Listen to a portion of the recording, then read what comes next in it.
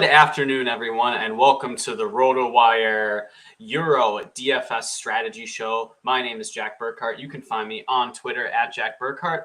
I am joined, as usual, by Ryan Belongia. I think this might be day 9, day 8 in a row, but we're out here still grinding these fun Euro slates. Some pretty exciting action this morning, Ryan. The Ukraine won 2-1 against Slovakia. It was a pretty good morning game. Austria might be one of my favorite teams of the tournaments. I love this Ralf Rangnick high pressing. Just it's the trust the process, the analytics type of way to play soccer. And then we had a 0-0 draw between Netherlands and France. I mean, Ryan, say what you will about France, but they look more convincing than England when they kind of play this turgid, slow ball. They really feel confident in their ability to muck things up and kind of felt in control. Like Netherlands had some decent chances, but the defenders all covered it. And N'Golo Kante covers so much space. So probably one of the clear favorites you're looking at in France. I guess, how did you do today, and what did you think about the games? I don't know. What are you thinking after today? Yeah, no, I enjoyed the games. I didn't do great. I mean, you can see by my main slate lineup up there, but I made some back in Showdown, won a few satellites, so wasn't too bad of a day. Yeah, you can see I got the first game wrong there. Sudakov basically torpedoed my lineups and felt some other things didn't go my way. Like that Hanko sub was annoying, and all the cheaper defenders smashing when I decided to pay up. But yeah, I mean, looking back, I would have just jammed Griezmann. But at the time, I thought Mbappe still might start. I don't know why I should have looked into that more. And Griezmann without Mbappe, just everything goes through him, and I think he's got a higher floor. And yeah, I agree with you. France can't even compare them to England. They looked okay. I mean, they could have won, but Netherlands could have won too. I think Netherlands got pretty unlucky with that disallowed goal. Maybe unlucky is not the right word, but you could have seen that given. And yeah, I don't know, Jack. More so, I wanted to talk about you taking down the late slate. For enough about my bad day, you had a great day.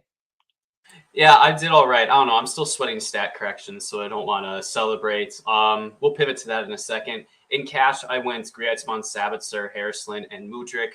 Ryan, I held out hope for Patrick Wimmer, and I felt like it was okay to swap to Piotr Zielinski. I left myself enough ways to do that, and Zielinski crushed. He was really good. I mean, Austria playing a high pressing system. There's going to be chances on the other side. So especially in a lineup where Zielinski was the only set piece taker, kind of lucked into it, but it felt all right. I mean, I might have, held the bag on Robert Lewandowski if he started at forward. So feels good to get out. But Ryan, I like your lineup. I mean, Thuram projected pretty well. I guess as a center forward, it wasn't so good. We had the leaked lineup from the French media in the morning, and it turned out to be right. So maybe that's a resource, RMC Sport, that we can use in the future. But yeah, pivoting over here, currently sweating stat corrections. It looks like nothing's changed with, I think that's RotoWire user Poco Bear.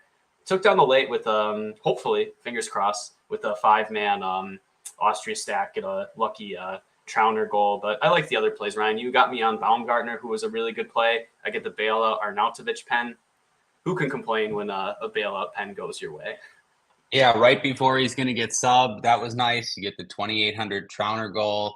That was nice when he gets the assist. Yeah, it's nice when it all goes your way, right?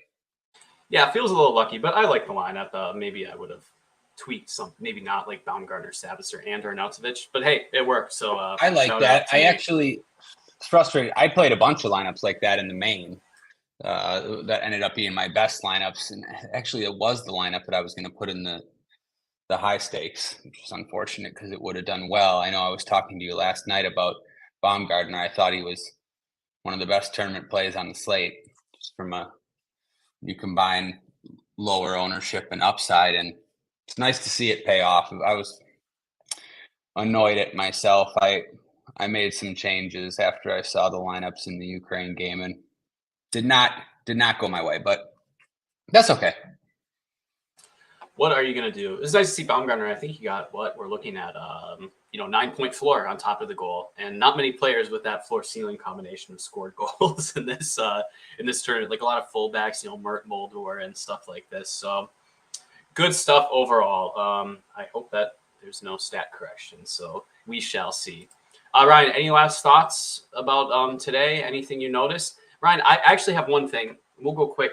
I thought I got away with it on Jeremy Frimpong, a really talented player. I struggled to project him, and I kind of had something really modest. And I looked at it, and I'm just like, I mean, come on, it's France. They're going to muck the game up. It worked out, but like an instant shot on target, just one of those like super talented players, someone I have penciled in who can maybe make a difference later on, maybe even in a tricky matchup. Yeah, I mean, he's essentially playing forward, right, or in the front three. So I think you got to project him like that. It's tough to know what to do for this matchup. I mean, or the one against France. He's not really going to have a floor, but you figure he's going to have a few great chances to score or assists, and he certainly did. Yeah, so going forward, I mean, if he's cheap like that, it'd be a great play. I mean, he's much cheaper than the other Netherlands attackers, and not too much difference in terms of upside. Yeah, and it was difficult for Netherlands players to get floor, but I think you just kind of have to keep in your head, like, Xavi Simons, he can score a goal. He'll have 16 points. You're minted. 16 points is a lot in this tournament. So just something I'm keeping in mind when building my lineups, even if someone looks a little bit gross on paper, just lean into it, because if they have the goal upside, if they have the talent, it's worth, pressing your thumb on the scale a little bit just to make sure that that guy appears a little bit more. But enough talking about today. Let's look forward to tomorrow's slate, a nice Saturday slate. We have in the opening matchup, Czechia is going against Georgia. Georgia, an all-fun tournament, an all-fun team. They gave Turkey a run for their money. Played a little bit more open than I expected, Ryan. Previous game logs suggest that they were a team that sort of played a lot on the counter. But when they go forward with intent. So I thought Georgia were fun. Czechia pulled off the upset in the previous round against Belgium with a somewhat lucky Lucas Provad goal. So that's our first matchup. And then in the second matchup, we have Portugal, who are favored against Turkey by a solid amount. We have, about 60-65% for these two teams, about just shy of a 2 implied goal total for the other. These expect to be good fantasy environments. Portugal kind of were disappointing in this weird new system. So, Ryan, I'd be curious to hear your thoughts about that. Turkey, Arda Güler, I mean, talented team, talented attackers, but I think Portugal have the edge here. And then Romania kind of got lucky with their 3-0 win against Ukraine. They didn't dominate the game, just absolutely efficient on the counter. They're against a Belgium team that absolutely has to win. Ryan, I think in terms of floors, I want to target Belgium because they absolutely have to win, and Romania are probably going to soak up pressure. What were your impressions when you opened the slate? Yeah, similar. Should be a really good spot for Belgium, and they have to bounce back after that horrible performance. I see Ozzy in the chat saying fade, overrated Belgium. I swear on the first Belgium slate, there was another favorite there too, and Ozzy was all over stacking Belgium. So maybe he's feeling the effects of that first Belgium game too. But I think they will do much better with Tielemans in there. I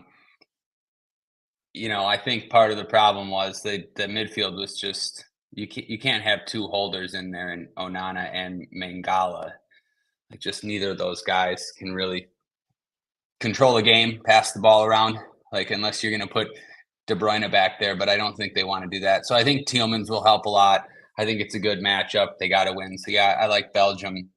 It's a tough spot for Turkey. Like, a lot of talented players on Turkey, could see them scoring, but I don't think. Like, I think Portugal is probably the second toughest team when it comes to putting up floor points behind Spain. France Czechia had no corners. France is probably pretty good too. But yeah, Czechia had no corners. I mean, yeah, I think it's going to be tough for Turkey in this one. But yeah, I think they could score, but I'm not really looking at any of their players for floor. Portugal's tough. No one wanted to click Vitinha in the first round, and he had like 20 floor points or something, took most of their corners. I mean, I think that's going to happen again, right? We got to assume that Vitinha takes their corners. I know Bruno took one or two towards the end of the game when they were both still on the field, but I think we got to assume it's Vitinha. And again, he's priced cheaper than the other Portugal players.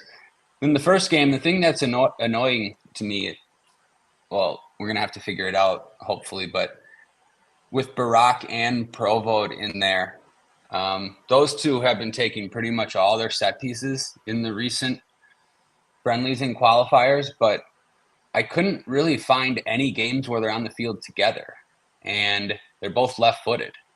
So kind of a dilemma. Maybe somebody can shed some light on that, but I don't know which one of them has priority.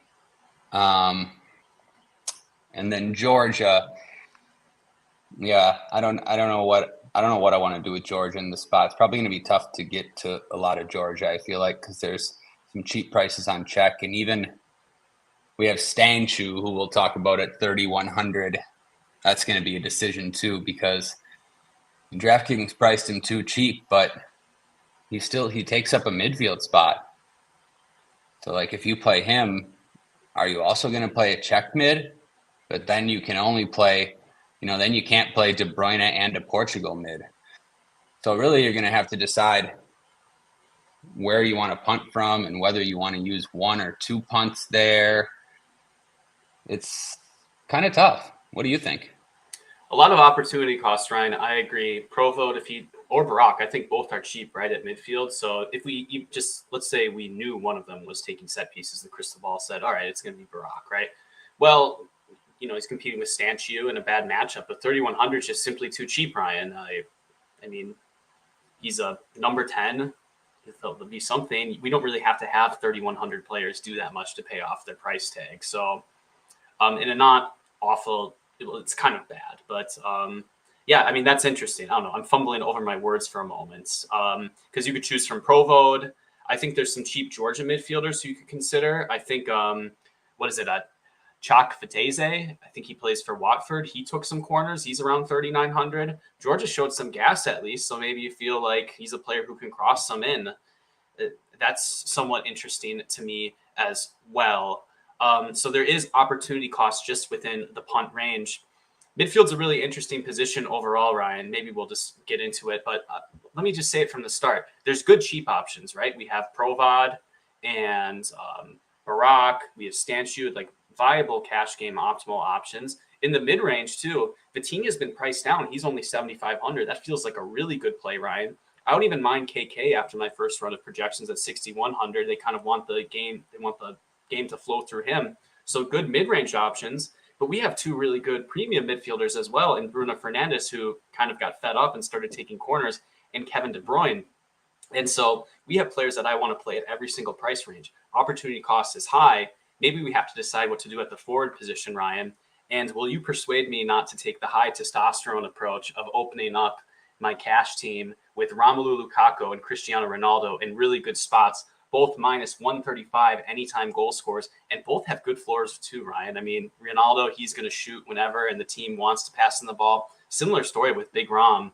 What do you think about the forward position?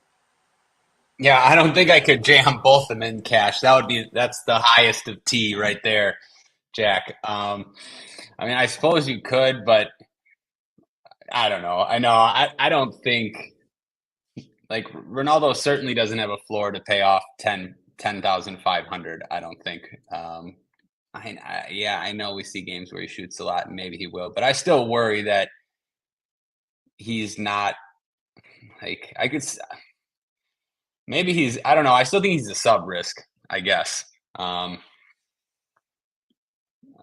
Yeah, I just can't click that in cash, Jack. Lukaku, that maybe I was thinking about that. I mean, it really that's the decision, right? Though, because you could punt midfielders and spend up there.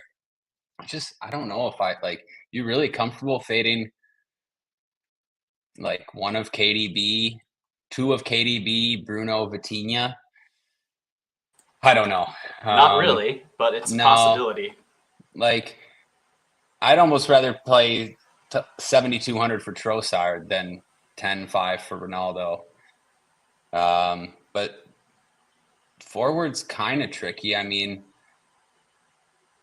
we have this 5,200 guy for Georgia if you're looking for a punt, but really outside of that, I mean, not really looking at anyone on Romania, no one on Turkey, no one on Czech Republic. Just, they priced the two forwards up to 8K, so I don't think you're going to do that in cash. So there's not too many options. I mean, it's really like Belgium guys, maybe this cheap Georgia guy. I mean, am I missing something? What did you think? The two forwards stood out to me just for goal scoring odds. Ronaldo probably a little bit too expensive. Lukaku $1,000 cheaper. I guess part of the reason why I wanted to click them, Ryan, is I wasn't convinced about the lower range plays necessarily. You mentioned Belgium wingers who look like fine plays in this spot for sure. I worry a little bit about sub risk. Maybe we can count on 70 minutes from Udoku. We have Johan Bakayoko in, but if we had someone like what's his face, Leandro Trossard start, you're feeling like 75 minutes in those spot for an 8-point floor. At least if I'm spending up a little bit more, I feel like I get bailed out. I keep on thinking, how can I get bailed out? And I'm valuing the shot based floor a little bit more. But I mean, yeah, you could do a Belgium winger. This what is his name? Georges Mikatadze. I forget how to pronounce it. He scored a goal in the first match. Ryan, his game logs in France are absolutely insane. This is a player who's on a tear for Metz, scoring many goals in his ever since April. A ton of shots, some crosses, and some chances created. He's really cheap at 5,200, and it's not a prohibitive matchup. So if you wanted to spend down there to facilitate taking the set piece takers, I also understand. And I think it just comes down to your impression of the midfield. Like Bruno with fewer set pieces is a little less appealing. I have the sneaking suspicion that KDB is due for an early sub in one of these games. Maybe that's a little bit irrational. So if you tell yourself that story, maybe at least it's a tournament route that you definitely could fade them. You're on mute. Yeah, you could fade them. The fact that they lost that first game 1-0, I'm not really going to worry about like a KDB early sub there. I don't even think like it would happen maybe if the game's 3-0 or something. So you hope KDB is a part of that. But yeah, he's not a must, I guess, just due to we have so many other midfielders that you can choose from. But I do find myself wanting to play two of them rather than punting twice and then spending up twice at forward. I don't know though. Like that's viable too if you hit the goals at forward. I guess I'm okay with this Mikatadze from Georgia. I don't think it's the worst matchup. And like you mentioned, the guy's just been on a tear. Seems like he's probably going to play 90 minutes. Seems fine to me. It does seem fine. If you play Mikatadze, you can probably play just about whoever you want at second. You can play all the studs, I think, that you're thinking of, Ryan. You can play two of those three high-priced midfielders, Vitinha, KDB, or Bruno. You might be able to even fit Lukaku. It depends on your opinion of the defender position. And then you just have to pick one punt. You're not relying on two punts who are going to look all right because of role and game environment, but could easily bust on you. I think that sounds like a really good construction too. It's something that I'm going to have to think through a little bit more. And any maybe like tournament takes for the forward position? Yeah. I guess the guys that I would add in for tournament takes are the Czech Republic guys. Yeah. I think they might go a little bit overlooked being in the first game. Maybe someone from Turkey. Again, I just don't like playing forwards against Portugal, and then I don't really want to play Romanian forwards either. I don't know, Jack. Maybe the machine's going to have to tell me some forward plays because I'm having some trouble outside of one of those Belgium guys, Georgia, Czech. I don't know. I think that's kind of what I'm looking at right now. Those three teams. Lineups have changed, but the initial run of the machine, if you're not doing the high T approach at the start by opening Cristiano Ronaldo and Romelu Lukaku, the plays it likes are the cheap Georgia forward. I said again, the Mikatadze. He just seems cheap and someone who has a floor. So that's the option that it looks to. It likes some of the Belgium wingers, Ryan. I saw Leandro Trossard show up. He's not in this projected 11, but it's a similar thesis, and whoever else goes in there will probably look similar. Yeah, I think Bakayoko would look pretty good. Bakayoko would look pretty good for the same price, or even 200 cheaper than Trossard. He's only $7K. So might he raid some corners? I know he takes set pieces at the club level in the Netherlands. He very well might. I think he would be their only left footer. Normally, or else they wouldn't even have any left footed guys out there. Well, De Kuiper actually, but I didn't think he was going to start. but I see we have him in there. I'm not sure who would take De Kuiper or Bakayoko, Jack. I don't know if anyone has that data. Maybe they played together in one of those recent games when De Kuiper took a couple, but I don't think he's going to start. From what I've seen, we'll talk about it at defender. I guess he could. From what I've seen, it's going to be, I don't even know how to say the guy's name, Arthur Theate? You know who I'm talking about? Tete? How do you say that guy's name? I think he plays for Georgia. Milan. Does he play for? No, I have no idea who you're talking about. I might have zoned out for a second as well. He's like a center back, but they use him at left back sometimes. Doesn't matter. Yeah. Oh, he plays for Rennes. What's his name? He's 3,900. This 3,900 Belgium guy. Brad, can you tell me his name? All right, I'll figure it out. We'll figure it out when we put the defender. I did. It was Arthur Theate. Theate. Arthur Theate. All right, that's that's true. Yeah, that would be. I don't know. I don't know what to expect from the Belgian lineup. The other lineups I saw had Yannick Carrasco doing another cameo as left back, and he played 80 minutes for there. So that is potentially something that we could see. Yeah, I don't know. That's the forward position. It's a little bit tough. It's, like I said, going to depend on your impression of the midfield position. Ryan, in the high range, the three options that I think people are going to be most attracted to are $7,500 Vitinha. I believe it's $9,800 Kevin De Bruyne and $9,500 Bruno Fernandes, but I might have switched them. What's your hierarchy in there, Ryan? I would probably just prefer to target the Belgium guy in De Bruyne. Yeah, I think Bruno would be last, but imagine clicking Vitinha and then Bruno comes out and takes corners. You're absolutely just going to fall off your chair. I mean, that is a worry. But, I mean, kind of just got to go with what we've seen, I think, at this point. It's been pretty consistent the last few matches. It's a $2,000 salary difference between Vitinha and Bruno. And you're going to give set pieces to Vitinha.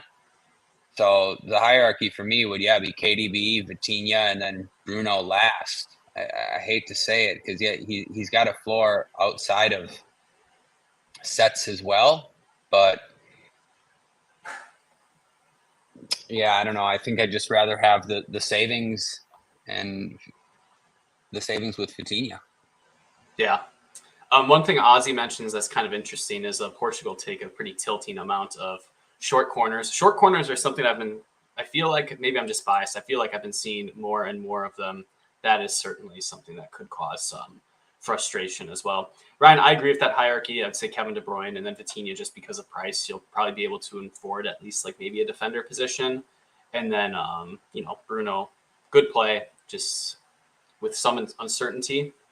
I don't feel like necessarily going there. Ryan, I think Kvaratskhelia is a good play. He'll take half the corners at 6,100. He's pretty affordable. Chances created, shots, and kind of the star man of the team. So I feel like he's kind of going to be forced to have a floor unless Georgia play absolutely terrible. I think you could play him. Is there anyone else in the mid-range that looks appealing? That seemed like the main one to me. No, I think you could play him too. Again, there's quite a bit of opportunity cost, right? So, but I think he is in play. I think, like you said, he's kind of just going to have a floor like by default, no matter what, and might split some corners too. Yeah, you got to weigh whether you want to sacrifice someone from Portugal or Belgium. And, you probably can do it. If you can get 15 points from one of these cheaper guys, that would probably go a long way. Yeah, I agree. And then looking down into the middle, well, maybe in GPPs, I will, in a high opportunity cost spot, Thomas Suchek, I think, takes penalties for Czechia. So that's a watermelon brain GPP take for large field stuff. There's a lot of people he has to beat at that position, even if he does succeed. Cheap options, Chuck Vitesse, that's one option I notice. We have, as we said, Stanchiu somehow priced at 3,100, and Provod or Barak. We're going to figure out the Czechia situation, Ryan. But if I told you right away, if you knew one of these guys was going to take set pieces on one of the sides, because I think Sufal is going to take right side. And so if I gave you it was Barak or Provod, do you want to play one of those guys if you know that information over the other punts? Yeah, I think so. Yeah, I think I would play the Czech Republic punt. Just right. I'll play the favorite. Yeah. Over Stanchu in a questionable spot, or even over Chakvadace, who's not quite as attacking as the Czech Republic guys. So yeah, try to figure out who's going to take Czech sets, and that's probably who I'm going to play. There's so much opportunity cost, so it's at midfield, so it's tough to like consider these guys. Like that's been happening on a lot of these slates. Like today's slate too, especially when DK makes everyone midfield eligible. Like it was the same again today, where you didn't have very many forward options, and there were guys you wanted to play at midfield. It ruins the game just a little bit, because I guess ruins. Some people might take offense with that word. Maybe that's just part of the game. But like what I'm saying is, you can't take a chance on a guy like Shaparenko today. You just can't, but you could if you could play guys like Mudryk at forward, Haraslin at forward. Other guys too. Guys that shouldn't be just midfield eligible, and we see that on every slate, especially the German slates, the England slates. I mean, and it's not like that for Premier League, where basically everyone's forward eligible. But the way they do it here, there's just so much opportunity cost that how can you take a chance on a Souček and just cross your fingers for a penalty or like a header? I regretted saying it, Ryan. No, but you're right. You're right though. Like it's got to be said. Like you can, because he's probably got some of their best goal odds with, how good he is from set pieces and taking penalties. But I mean, just like it's so tough to do, unfortunately. The frustrating thing about it is you might flip the cards like, I got 3% Thomas Souček, like sick play, right? Well, now you have to beat KK. You have to make sure that the double punt lineups don't go off. You have to make sure that the double spend up lineups don't go off. There's just so many ways to lose, even if he gets 16. Like he gets the 16 points, not a lot of the time, Ryan. Like penalties are not that common. When you try to like map out the path, and even if he does really well, you have to get the rest of the lineup right there too. So when it's crowded midfield like that, I agree. It just kind of just have to stick more to the best plays almost, unless you're really willing to eat a lot of risk and variance. Yeah. Good breakdown of the position overall, though. Looking at defender, Czechia options look interesting. Vladimir Sufal, I believe he's only 4,800. Well, 4,800. I want to play him at that price. It's pretty good. Split of set pieces, hopefully, and he's an attacking player for country. He had a good floor in qualifying. Definitely one of their better players. So he stands out. Dudera on the other side is something of an attacking player. So both of those wing backs look like reasonable options in a spot where we'll expect Georgia might play on the counter. So maybe there's more opportunities for crosses. If De Kuiper starts, he's an attacking player. I think he's 3,900 again. Just depends if you want to play that game, or we can go to Artur, whoever name I can't pronounce or know who it is. Yeah. You could probably spin down too, but what do you think about defender, Ryan? Yeah, so Sufal seems like the best play. Well, he would just be a lock if you knew he. But I think saying splitting set pieces, we're not too rich, maybe. Yeah, just from what I've seen, I hope he does. I'd like to play him, but and yeah, comment from Ozzy, first guy in. If he takes any sets, then yeah. I mean, even without them, he's a good play. I just seen he doesn't always take sets.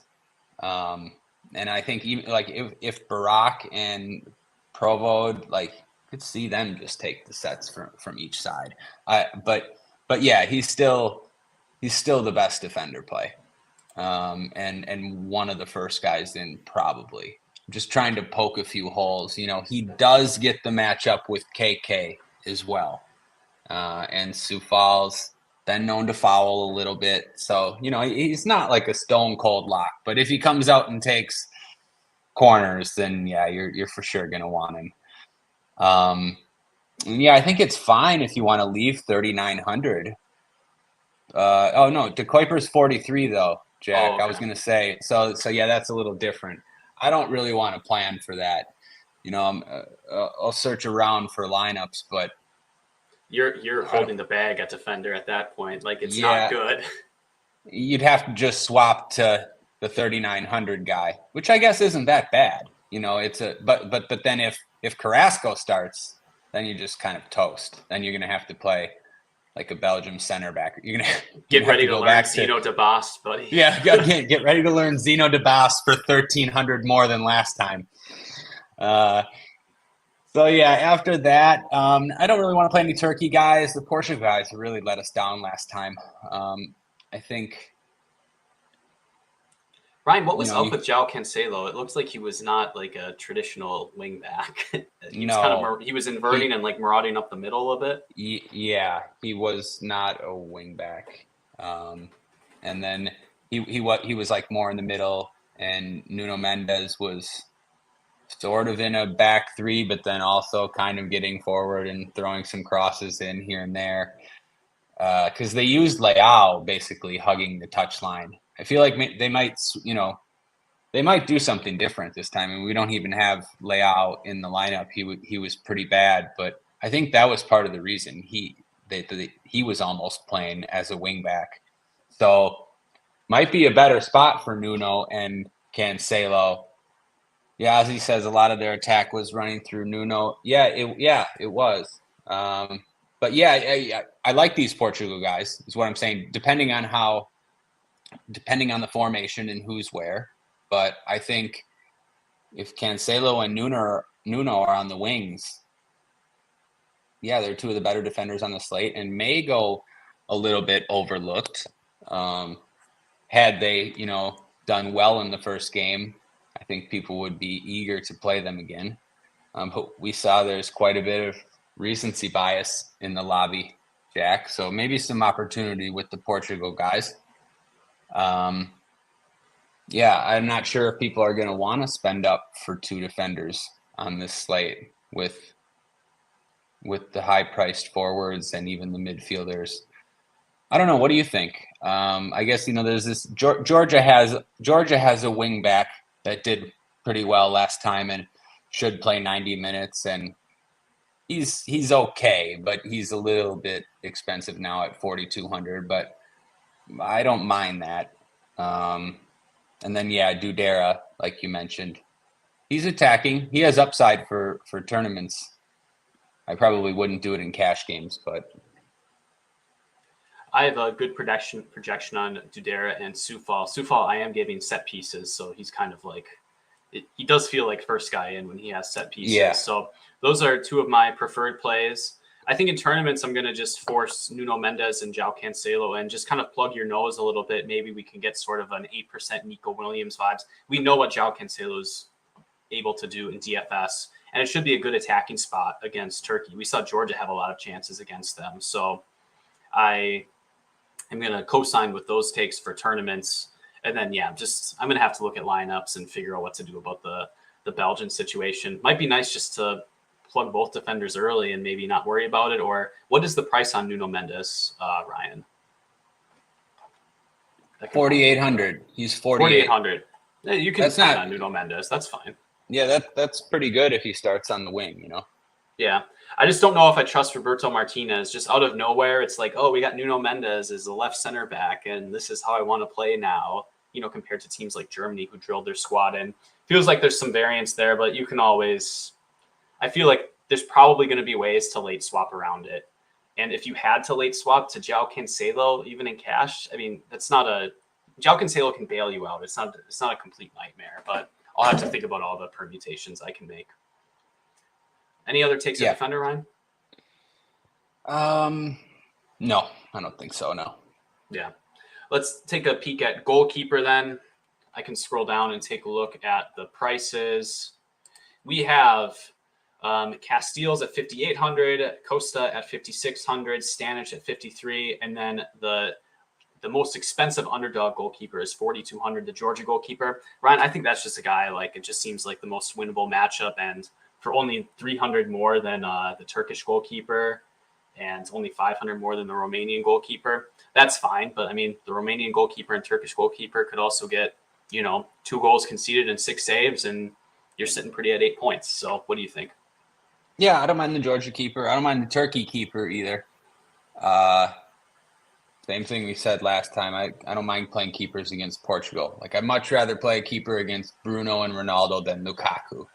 You're not going to save many Lukaku shots. He's either going to score point blank headers or bully his way into the box score, or just miss them usually. Whereas the Portugal guys shoot longer shots. I think there's more saves there for the most part. And then, yeah, Georgia could just win. So I like their keeper at 4,200. If spending up, probably no Costa for me, just because no saves. Obviously, right. You can play any of these keepers, but if I just have to eliminate some of them, I'll eliminate Costa because I think there'll be less saves, and I also think Turkey can score. Can score without having a lot of shots. So I don't really want the Portugal keeper. Yeah, probably spending down, but again, I'll spend up on some lineups too, because you're going to be able to with the amount of punts that we have, I think. Yeah, I agree. I was trying to think, Ryan, I'm trying to think how often I've seen Romelu Lukaku shoot from distance. It feels like he's always just finding attempts within 8 yards of goal. Like, he lives in the box and he finds great spots. Did you see this video? This is tangential. It was of Romelu Lukaku training. I saw it on Twitter, and he was just missing all of these. Yes, goes around a dummy and missing. Yes, it's unbelievable. It's like how can this guy be a professional? But yeah, he has other qualities. Yeah, I'm hoping maybe people get a little bit sick of Lukaku, because I think he was unlucky not to have a goal. I don't know. I'm very much the process with these guys. People like to hate on non-generational talent forwards who are really good and get a lot of chances, and they miss as much as a normal person would miss. And everyone then says that they stink. Yep. It tilts me, Ryan. Tilts me a little too. We're on the same page with this one. I haven't given up on Big Rom, especially not for tomorrow. Yeah. Love to see it. Almost 40 minutes. Thank you all for joining us. Ryan, any last words of wisdom before I refresh the DK app and see if I didn't get stat corrected?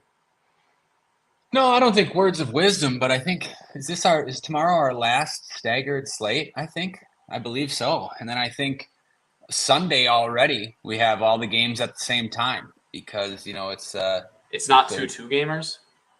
I think some games it might be 2 gamers, yeah, but then other games other days there's just 2 games. So yeah, these staggered slates have been awesome. Actually, it's fun because you get to watch every game. It's like you get to see, instead of when we have a 5 or 6 game slate, usually you just watch goal rush or maybe 1 game. So it's fun, and it's fun being able to swap and strategize, and you can change things along the way. And yeah, it's more fun to sweat, and it's been fun from a strategy point of view. Yeah, I don't know. I love these international tournaments. But yeah, it was a fun week. So hopefully we can win tomorrow. And then congrats to Jack taking down his first big GPP. You don't want to jinx it yet, because I don't think it's quite paid out. But yeah, congrats, Jack. Trust in the process, and oh God, soccer's been going well. The tournament's been going well. Not much to complain about, right? Not much to complain about. The process. It's going to take years off my life, Ryan, but I do love sweating these. I agree 100%. It's a lot of fun. Thank you all for joining us and having fun with us. Please become RotoWire subscribers.